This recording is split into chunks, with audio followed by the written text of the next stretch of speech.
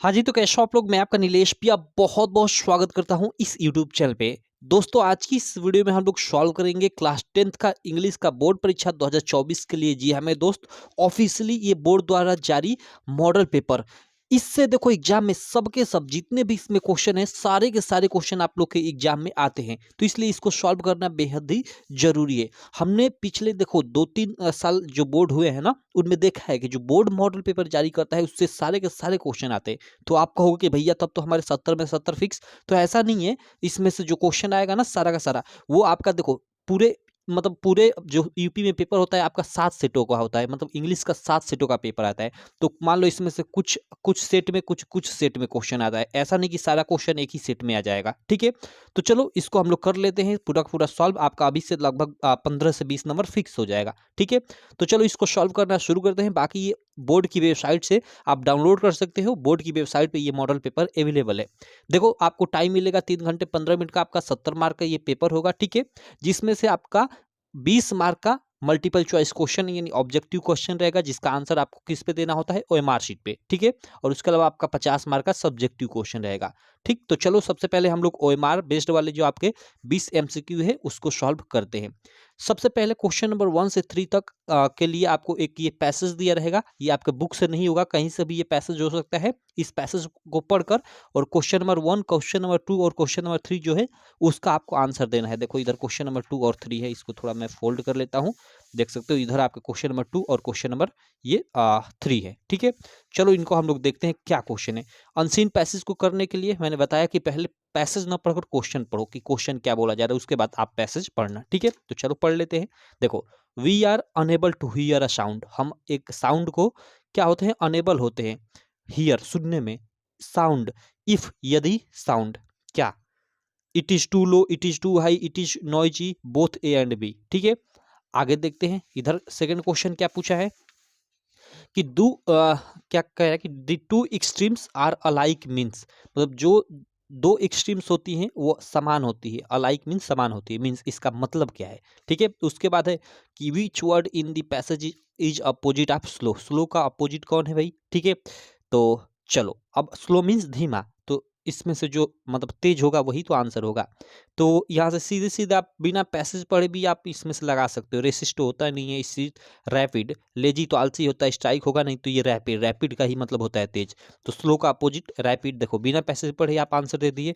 अब इन दो क्वेश्चन के लिए हमें पैसेज पढ़ना है, तो चलो पैसेज पढ़ते हैं। देखो, this is a great lesson for all of us. ये हमारे लिए मतलब बहुत बड़ा लेसन है। टू लर्न यानी सीखने के लिए, डैट की इन ऑल मैटर्स की सभी मामलों में, the two extremes are alike, जो दो एक्सट्रीम्स होती हैं वो समान होती हैं, आर अलाइक। ठीक, the extreme positive and the extreme negative are always similar.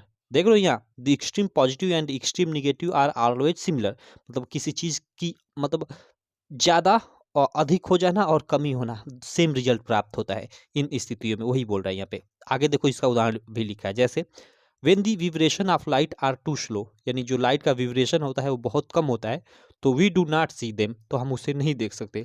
Nor और ना ही do we see them when they are too rapid, और तब भी हम नहीं देख सकते जब वो बहुत तेज हो। तो वही कह रहा है कि जो लाइट है बहुत धीमी है तो भी हम उसको नहीं देख सकते, और बहुत तेज हो तो भी हम उसको नहीं देख सकते। ठीक है, तो यही कह रहा है। इसमें से एक क्या हो गया, एक्सट्रीम निगेटिव हो गया यानी एकदम कम, और एक एक्सट्रीम पॉजिटिव हो गया यानी एकदम अधिक।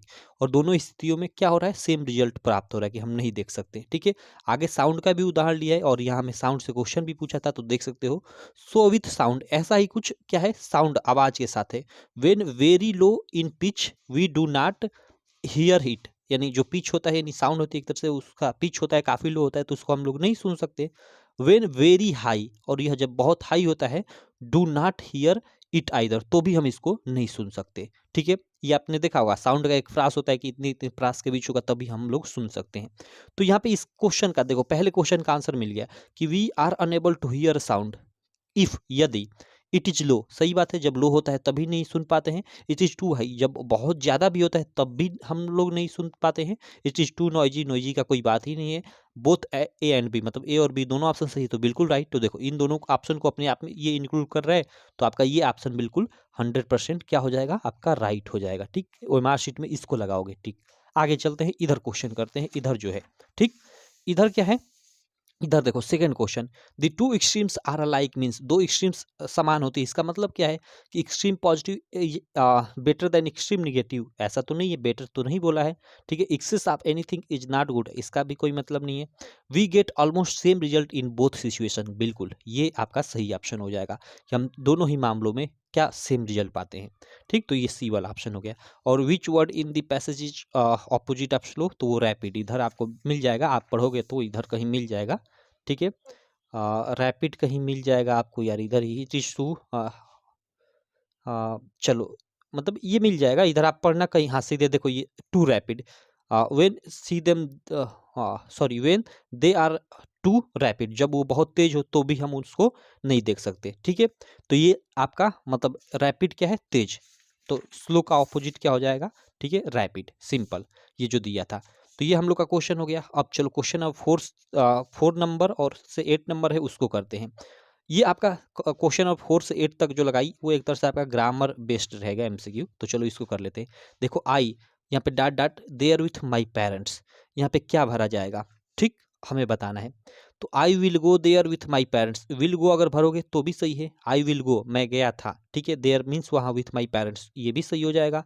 अगर वेंट भरते हो तो सब्जेक्ट के बाद वर्ब की सीधे सेकंड फॉर्म, यानी आपका पास्ट टेंस, पास्ट इंडेफिनिट चला जाएगा, तो we went there with my parents, मैं अपने माता पिता के साथ वहाँ जाता था, तो ये भी बिल्कुल मतलब राइट हो जाएगा। वेंट भी भर दोगे यहाँ पे तो मतलब कोई दिक्कत नहीं है। हैड गॉन भी यहाँ भरा जा सकता है, हैड गॉन भी भर दोगे तो ये आपका परफेक्ट टेंस हो जाएगा, ठीक है। I had gone there with my parents, मैं अपने माता पिता के साथ वहाँ जा चुका था, ठीक है, ये पास्ट कॉन्टिन्यूअस टेंस हो जाएगा, सॉरी कॉस्ट परफेक्ट हो जाएगा, पास्ट परफेक्ट टेंस हो जाएगा। तो तीनों भाई ये तीनों यहाँ पे भरे जा सकते हैं, तीनों सही हो सकते हैं, तो इसके लिए डी ऑप्शन सही हो जाएगा, क्योंकि दिया है कि ऑल ए बी एंड सी, ये तीनों सही है, ठीक है। चलो तो क्लियर ये क्वेश्चन, आगे चलते हैं। If you want to know about new things you are, यदि आप मतलब नई चीज़ों को जानने के इच्छुक हैं, ठीक है, तो आप होते हैं, क्या होते हैं, ये वन वर्ड सब्स्टिट्यूशन से क्वेश्चन है, कॉशियस, कॉन्शियस, केयरलेस या क्यूरियस, सही ऑप्शन हो जाएगा क्यूरियस, ठीक है, जिज्ञासु उसको बोलते हैं जो जानने की इच्छा रखता है, ठीक है। चलो भाई आगे देखते हैं अगला question, question number 6, question number 6 क्या है, रीअरेंज, ओके, इधर ये एक सेंटेंस दिया है और इसके लिए 4 ऑप्शन दिया है और इधर उधर दिया है, इसको रीअरेंज कर कर बताना है कि कौन सही है, तो इसको देखो, इसको पढ़ेंगे तो ही मालूम चल जाएगा कि कौन गलत है कौन सही है। जैसे my toys loves to share his brother, देखो माई टॉयज लव्स टू, मतलब उल्टा सीधा आपको ऐसे ही लग रहा है, brother loves his toys to my share, ऐसे भी ये भी उल्टा लग रहा है, my brother loves to share his toys, देखो ये ठीक ठाक लग रहा है, to share my brother his, ऐसे ही गलत हो जाएगा, तो इसको पढ़ोगे तो ही आपको मालूम चल जाएगा। तो my brother loves to share his toys, इसमें मतलब एक टेंस के अनुसार, जैसे सब्जेक्ट हो उसके बाद मतलब उसके बाद वर्ब हो, ठीक है, उसके बाद ऑब्जेक्ट हो, ऐसे आप एक मतलब अच्छे से सजा भी सकते हो। चलो आगे चलते हैं, क्वेश्चन नंबर 6 के बाद क्वेश्चन नंबर 7 देख लेते हैं। क्वेश्चन नंबर 7 है, आप स्क्रीन पे देख सकते हो, ठीक है, यह क्या है कि which of the following word is miss spelled, मतलब इसमें से मिस स्पेल्ड वर्ड छाटना है, गलत शब्द छाटना है। तो देखो जो एबंडेंस, देखो पहला ही ये गलत है, एबंडेंस होता है DANCE होता है, DENC लिखा है प्रचुर मात्रा में, ठीक है, एबंडेंस होता है DANC, DENC नहीं होता, यहाँ ई नहीं होगा बल्कि ए होगा, तो यही गलत है, तो हमें गलत को छाटना है तो हमने छाट लिया। बाकी देखो ये अटेंडेंस बिल्कुल सही है, उपस्थिति एक्सेप्टेंस सही है, ठीक है, एक्विंटेंस सही है, ठीक है, एक्विंटेंस मीन्स होता है फेमिलियर, जान पहचान वाला, ठीक है, और एक्सेप्टेंस मीन्स वही स्वीकृति, अटेंडेंस मीन्स तो जानते ही हो अटेंडेंस, ठीक है, उपस्थिति। तो ये आपका, ये हमें गलत शब्द कौन था, ये था, तो इसको आपको मार्कशीट में भर देना है।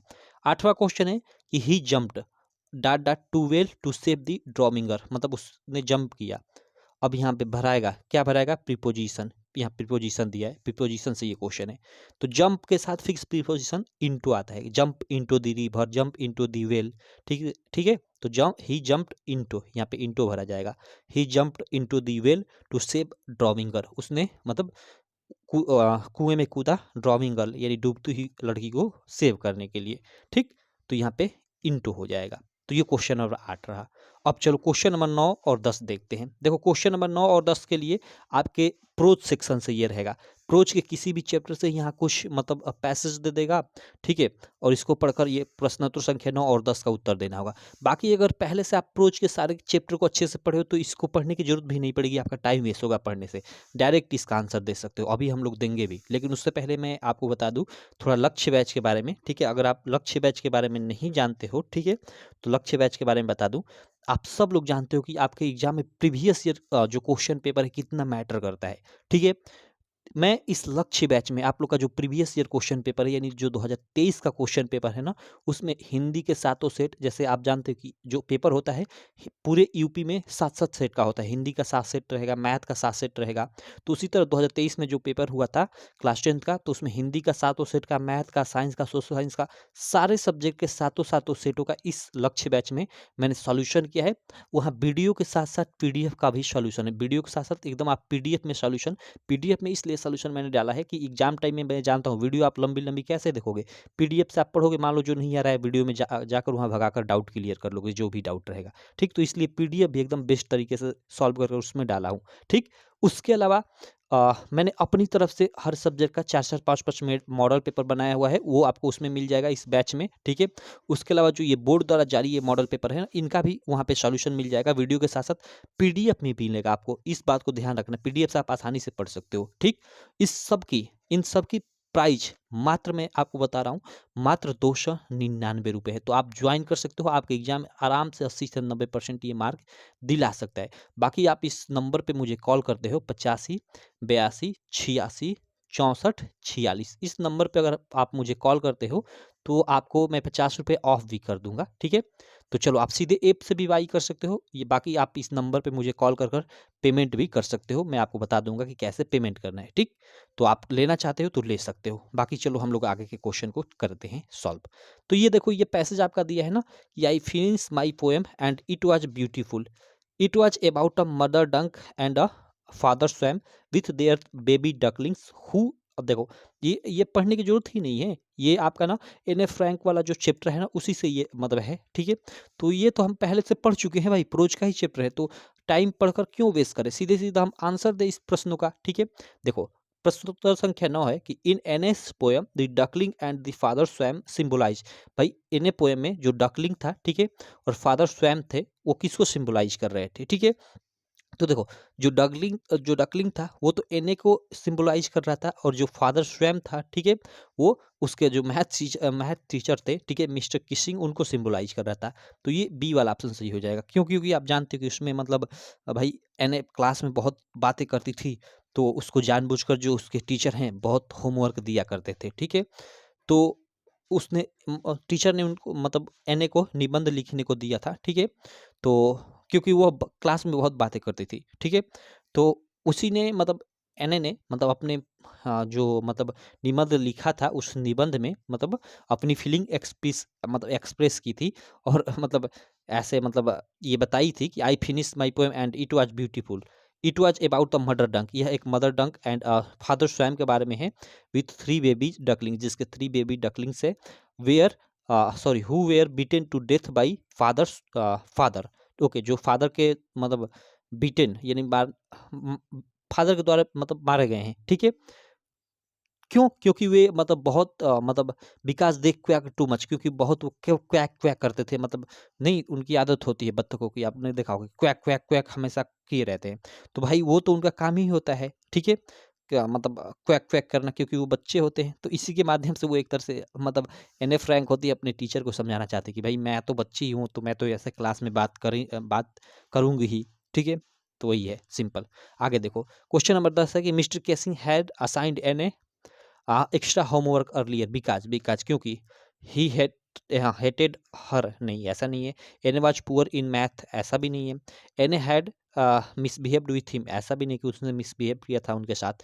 N talk too much in the class, ये बिल्कुल राइट ऑप्शन हो जाएगा, ठीक है। तो बाकी आपके एग्जाम में ऐसे ये पैसेज दिया रहेगा क्वेश्चन नंबर 9 और 10 के लिए, ठीक है। ये आपके प्रोच के किसी भी चैप्टर से हो सकता है, और letter to guard Nelson Mandela एन वाला किसी भी चैप्टर से हो सकता है, ठीक है। तो आप पहले से पढ़े रहोगे तो इसको पढ़ने की जरूरत नहीं, आप डायरेक्ट इसका आंसर दे सकते हो, ठीक। अब बाकी क्वेश्चन नंबर अब 9 10 के बाद जो 11 12 और 13 रहेगा, वो डायरेक्ट रहेगा, आपके प्रोज से ही रहेगा, इसके लिए पैसेज नहीं दिया है। देखो, जैसे Mandela pass dot dot year in jail, ठीक। तो देखो ये आपका पैसेज नहीं दिया है, पीछे 2 क्वेश्चन थे उनके लिए तो पैसेज दिया था, ठीक है, लेकिन इनके लिए पैसेज नहीं दिया है। यानी एक तरह से हम बोल सकते हैं 2 वो और ये 3, 5 आपका प्रोज सेक्शन से ऑब्जेक्टिव पूछेगा, ठीक। तो इस बात को ध्यान रखना। तो Mandela passed dot dot dot year in jail, कितना दिन जेल में मतलब पास किए भाई मंडेला? 27, 32, 30, 29, तो उन्होंने लगभग 27 ईयर तक जेल में पास किया था, ठीक है। तो ये आपका ए वाला ऑप्शन सही हो जाएगा। क्वेश्चन नंबर 12 है कि महासिर ईजा, महासिर थी dot dot fund in Coorg, जो कुर्ग में पाई जाती थी। भाई वो एक लार्ज फ्रेश वाटर फिश थी, और लार्ज फ्रेश वाटर फिश, ठीक है। Mahseer is a large fresh water fish found in Coorg, ये जो ग्लिम्पस ऑफ इंडिया है ना, उसमें आपका कुर्ग वाला जो पार्ट है उसका ये मतलब क्वेश्चन है। उसके बाद क्वेश्चन नंबर 13 है कि the bus conductor was the madam writes का ये क्वेश्चन है। The bus conductor was dot dot man, जो बस कंडक्टर था वो कैसा मैन था, कैसा आदमी था भाई? रूड यानी रूडी आदमी था, या जोली, जोली यानी एक तरह से मजाकिया, ये बिल्कुल मजाकिया आदमी था।